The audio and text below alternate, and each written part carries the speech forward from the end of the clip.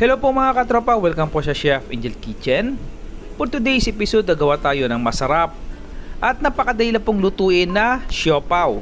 So magbibigay din po tayo ng mga tips and tricks kung paano po natin mapasarap ang ating nilulutong siopaw. So without further ado, ito na po yung ating mga ingredients.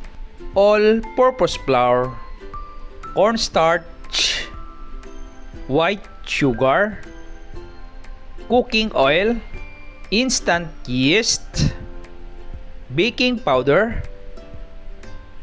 salt, vanilla extract at milk. Paghaluin po natin yung ating mga dry ingredients. Umpisahan po natin sa ating all-purpose flour. Ihalo po natin yung ating cornstarch. Yan. And then sunod na po natin yung ating baking powder, asin,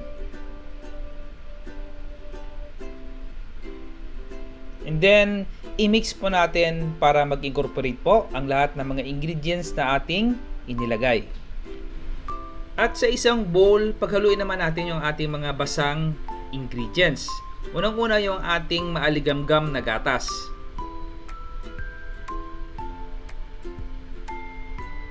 Ilagay natin yung ating asukal. Tunawin natin ito using wire whisk. And then nilagay na po natin yung ating instant yeast.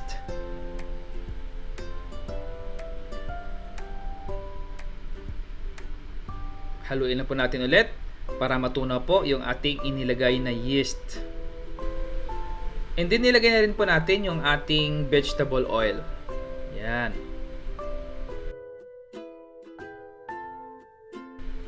Isunod na rin natin yung ating pampabango, yung ating vanilla extract.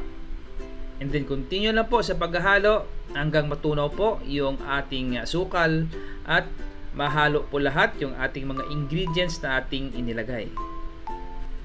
And then sa isang mixing bowl, paghaluin na po natin yung ating wet at dry ingredients.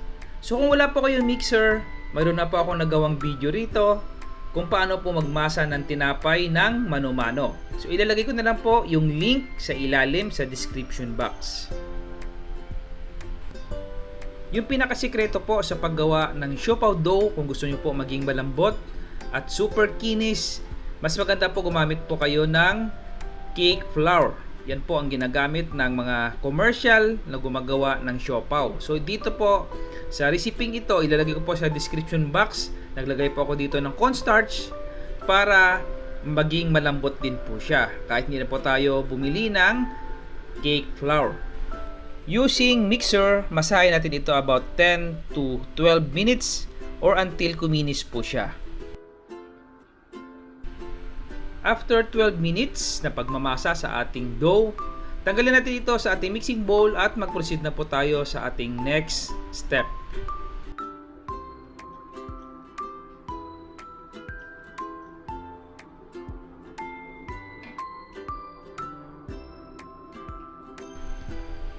After natin matanggal yung ating dough, ito po ay ating masahin ng saglit hanggang sa kuminis bago po natin ito paalsahin. Masahin natin ito ng mano-mano hanggang sa kuminis yung ating dough. So again, marami po akong video na ginawa kung paano po magmasa at gumawa po ng dough ng mano-mano. After po natin ito mamasa ng saglit, ilipat po natin ito sa isang mixing bowl na mayroong oil at maglagay po tayo ng konting oil on top para hindi po siya mag-dry during po sa ating pagpapaalsa. And then takpan po natin. Ito po yung tinatawag na first rise or yung unang pagpaalsa. So mga katropa, ito naman po yung ating mga ingredients para sa ating pork siopaw filling. Ito po yung ating pampalaman sa ating siopaw. Pork neck ang gamit ko po dito. Pwede po kayo gumamit ng pork belly or any boneless pork. Okay? Soy sauce, tubig, oyster sauce, brown sugar, cornstarch. Sa ating panggisa, itong ating minced garlic. Para sa ating aroma, star anise, beef powder or beef bouillon cube, ground black pepper. Para naman sa ating pampabango, sesame oil at optional ingredients na wine. So, mga katropa, mag-init na po tayo ng ating lulutuang kaserola. Ilagay na po natin yung ating garlic. Okay?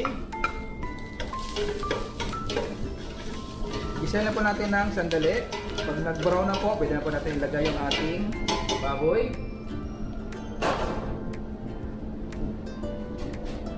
Lagyan na po natin yung ating baboy, mga katropa. Yan.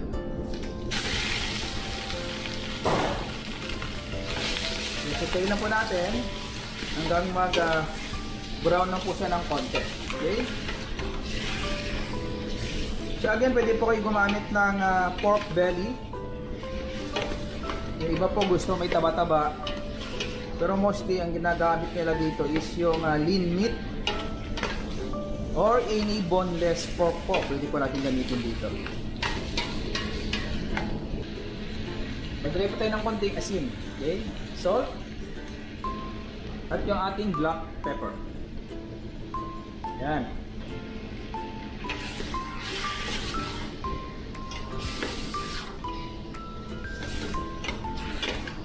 So mga katropa, medyo lightly brown na po yung ating pork. So, pwede rin po kayo magdagdag dito ng sibuyas kung gusto nyo. Okay? Pero sa akin, hindi po ako magdadagdag dito kasi sometimes yung sibuyas po, pag naglalagay po ako, para madali po siya mapanis. So, lalo na po pag nag-negosyo kayo, so, sa akin lang po naman yun. Pero actually, pwede po kayo maglagay ng sibuyas dito for additional aroma. Gawin na po natin yung ating tubig. Yung ating soy sauce. Yung ating brown sugar. And of course, yung ating oyster sauce.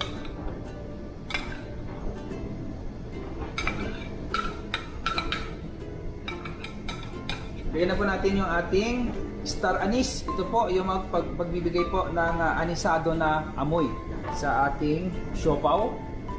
Wine, this is an optional ingredients. Mas maganda po gamitin niyo po anisado wine kung may makita po kayo sa grocery. Okay? Maglagay tayo about mga 3 tablespoon. At yung ating beef powder. So pwede rin po kayo gumamit ng pork or beef bouillon cubes. Okay? Stir lang po natin hanggang maghalo po ang lahat ng mga ingredients na ating inilagay. And then, hinaan po natin yung apoy. Takpan natin ito at sisimmer po natin hanggang sa lumambot yung ating karne. Okay? So, besides po sa pork, pwede po kayo gumamit ng chicken breast or beef. Pwede rin po. Nasa sa inyo po yan kung ano pong gusto nyong palaman sa inyong siopaw.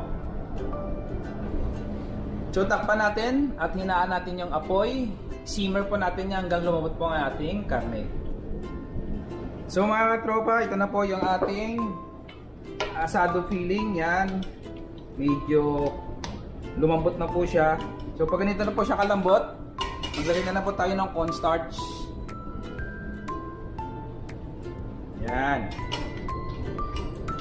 And then pag lumamig na po ito, pwede na po natin himay-himayin. So, pwede rin po kayong mag-additional dito ng sayote o iba pa pong gulay, nasa sa inyo po yan. Pero pag commercial po, pag gusto nyo pong ipangbenta, mas maganda po gamitin nyo po dito is sayote. So, wag nyo pong kalimutan na tanggalin po yung star anise.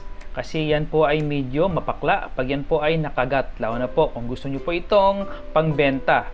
Ayaw po natin na ito po ay makain ng ating customer. So, pay attention po na kailan matanggal natin yan. And then yung next step po natin, ito po yung ating dudurugin or hihimayin into small chunks dahil meron po diyang medyo malalaki.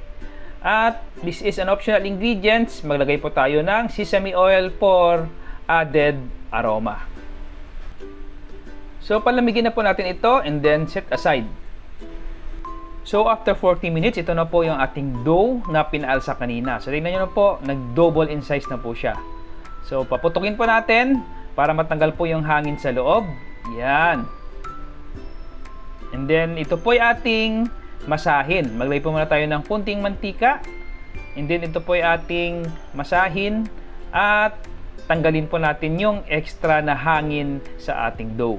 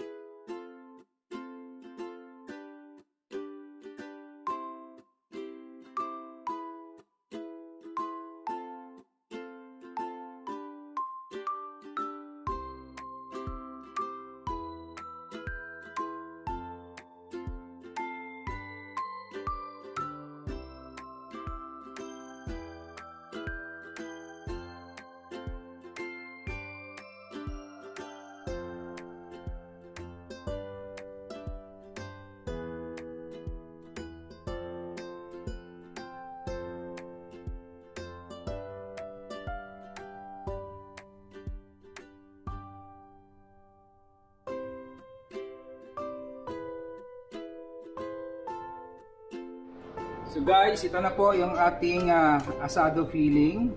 Napalamig na po natin at kung inyo po napapansin, ito po ay shredded na po. Yan, ganito lang po siya kalalaki. Minsan po may mga buo-buo po dyan, pero hindi naman po masyadong malalaki. Yan. At naglaga din po ako ng itlog, boiled egg. Hiniwa ko lang po ito into quarter. Isang itlog, ito po isasama natin sa palaman. At meron din po ako ditong parchment paper. Yan, hiniwa ko lang po ito ng pa-kwadrado. Ito po isasapin natin sa ating siopaw para hindi po siya dumikit doon sa steamer. Yan. So mag-start na po tayo sa pagpapalaman mga katropa. So ito yung ating siopaw is medyo malalaki po ito. So ito po ay pang merienda dito sa barko. So kung gusto niyo pong magnegosyo, i-measure niyo lang po yung bigat ng inyong portioning. Kayo na po bahala kung gaano po kalalaki yung gusto nyo pong gawing siopaw. So dito, hindi ko na po ito tinimbang dahil ito po ay pagmerienda lang naman po dito. Okay? Pero ang lahat po na ingredients, pati po yung exact measurement po ay ilalagay ko po sa description box. Punta na lang po kayo doon kung gusto nyo po malaman ang lahat po ng eksaktong ingredients na aking ginamit po dito. So, ang ginagawa ko po dito, first, kapalaparin po muna natin ito. Okay?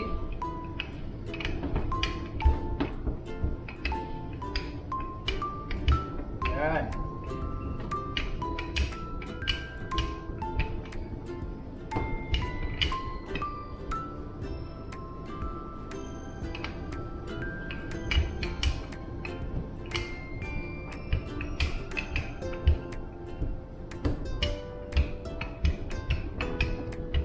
After po natin ito ma-flatten, ito po natin babalik rin. Yan, kasi para po yung out ng labas po ng ating siopaw ay makinis. Ito po yung pinakaloob niya. Okay? So guys, nagugas pa ako ng kamay. Hindi po ako gumamit ng gloves. Pero malinis po yung aking kamay. Okay? So kuha po tayo ng ating filling, ng ating palaman, mga 1 tablespoon. Yan, depende po sa laki ng inyong ginawang portioning, kung gaano po kalaki yung inyong ginawang dough. Yan. And then maglagay po tayo ng itlog, kontak. Yan. Ginagawa ko po dito, i-close ko lang po ito, and then kabilang side. Yan. After po yan na mag-close, tinitwist ko lang po ng ganyan.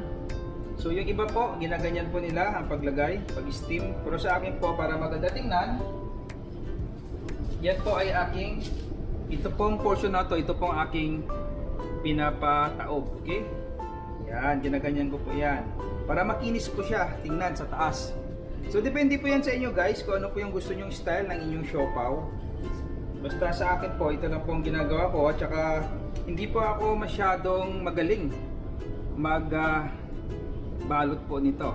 Di katulad po sa mga expert na gumagawa po ng siopaw, ay kayang-kaya po nila itong gawa ng design. Okay? Sa akin, as long po na ma-close ko po ito, yung ilalim, and then ganyan ko lang po ng konti para mag-sealed lang po siya. At ilagay ko na po yung parchment paper sa ilalim. So yan na po ang itsura ng aking siopaw. So ito po, ready na po ito sa pagpapaalsa. Paalasahin po natin ito ng about siguro nasa 30 minutes. Depende po sa masa nyo kung gaano po kabilis mag-active yung inyong dough.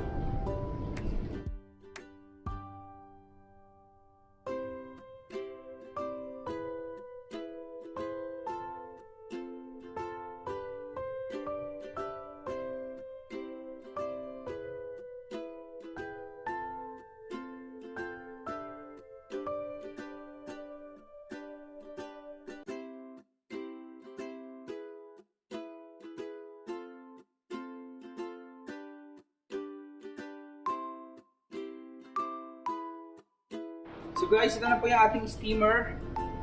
So bago ko po ilagay yung ating siopaw, pinapairan ko po yan ng mantika, ng oil. Ang purpose po niyan para hindi po dumikit yung ating parchment paper. Kasi may tendency po yan na minsan dumidikit po after po natin may steam yung ating siopaw. So to prevent sticking sa ilalim, lagyan po natin ng konting oil lang po. Yan. Yan na po tayo magpapaalsa. Okay?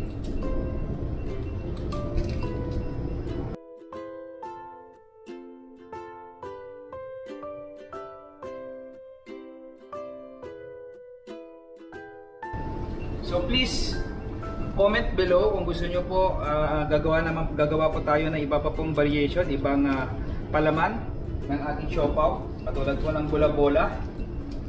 Yan. So marami pa po tayong naggawang siopaw. Batch by batch po yung gagawin natin. Yan. Ito po ang unang batch natin. So kailan pa po natin ito paalsahin, okay? Siguro ito paalsahin natin ng 30 minutes. So guys, ito na po yung ating steamer. Yan na po yung tubig na nilagay natin. So para hindi po mag-iba yung kulay ng ating dough at talo po siyang pumuti, maglagay po tayo ng about 1 tablespoon na suka sa ating steaming water. Yan. So very effective po yan para hindi po mag-iba yung kulay ng inyong siopaw. At make it sure po na huwag po masyadong ma-oversteam yung inyong siopaw kasi magiging dilaw po siya pag nasubrahan ng steam. So kailangan po tutok po kayo sa inyong cooking time. Kung ano po ang nakalagay sa inyong recipe, yan po yung dapat ating sundin. At huwag po nating buksan yung ating steamer during sa ating pagluluto. Yan po yung mga tips ko sa inyo mga katropa. So guys, steam na po natin yung ating siopaw. So steam natin ito about 15 to 20 minutes. At make sure po na yung inyong takip ng inyong steamer ay lagyan nyo po ng absorbing cotton. Yan po yung mag-absorb ng steam para hindi po tumulo at magkabutas-butas yung ating siopaw. So the same principle din po yan pag gumagawa tayo ng puto. Okay? After 20 minutes, buksan na po natin yung ating siopaw. Yan. Wow! So tingnan nyo guys. Ayan na po yung ating siopaw. Medyo malaki po siya. Jumbo. Jumbo siopaw po yan. So again, sabi ko po sa inyo, kayo na lang po ang magtansya ng inyong dough kung gaano po kalaki yung gusto nyo pong siopaw. So guys, after po nito, palamigin na po natin ng konti. And then, yung iba pa pong natirang siopaw natin ay isasalang na natin. So guys, isalang na po natin yung ating second batch. Yan. Guys, ito na po yung ating second batch after 20 minutes.